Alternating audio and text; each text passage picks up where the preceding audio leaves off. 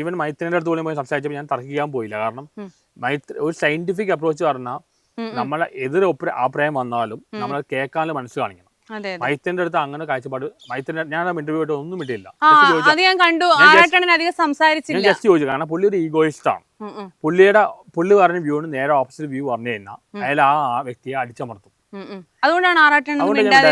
ഞാൻ ഇവര് ഈഗോയിസ്റ്റ് ആണ്. എന്റെ കൂടെ വന്ന ഒരാളെ ഒരു ചോദ്യം ചോദിച്ചപ്പോ ഞാൻ അയാളെ ഡൗൺ ആക്കി. അത് ഒരു ഓപ്പൺ മൈൻഡർ അല്ല. എതിരഭിപ്രായം വന്നാലും അത് കേൾക്കാനും മനസ്സ് കാണിക്കണം. ഇത് അയാളുടെ വ്യൂവിനെ എതിരെ നമ്മൾ പറഞ്ഞു കഴിഞ്ഞാൽ അപ്പ അടിച്ചമർത്തലാണ്. ഞാൻ വെറുതെ ചോദ്യം ചോദിച്ചിരിക്കുക. ഞാൻ ഒന്നും തർക്കിക്കാൻ പോയില്ല. എനിക്ക് പുള്ളിയുടെ പല വ്യൂസ് എനിക്ക് വിയോജിപ്പുണ്ട്. എന്താണ് ശരിക്കും വിയോജിപ്പുള്ളത് മൈത്രേന്റെ ഒരു തോട്ടിനോട്? പ്രപഞ്ചമുള്ളതാണല്ലോ പറയുന്നോട് എനിക്ക് യോജിപ്പില്ല. സയന്റിഫിക്കായിട്ട് നോക്കി അങ്ങനൊന്നും അല്ല. അതിനോട് അല്ല ഒരുപാട് കാര്യം പറയാനുണ്ട്. പുള്ളി ഈ പറയുന്നത് പലതും പ്രാക്ടിക്കൽ അല്ല. ഈവൻ സെക്സ്വാലിറ്റി വെച്ചാൽ പറയുന്നത് പലതും പ്രാക്ടിക്കൽ അല്ല. സിവിലൈസ് സൊസൈറ്റിയിൽ പറ്റില്ല. പിന്നെ ഡ്രഗ്സ് ലീഗലാക്കണം. ഇങ്ങനെ പല കാര്യം പറയാനുണ്ട്. ഒട്ടും പ്രായോഗികമല്ലാത്ത കാര്യങ്ങളാണ് പറയുന്നത്.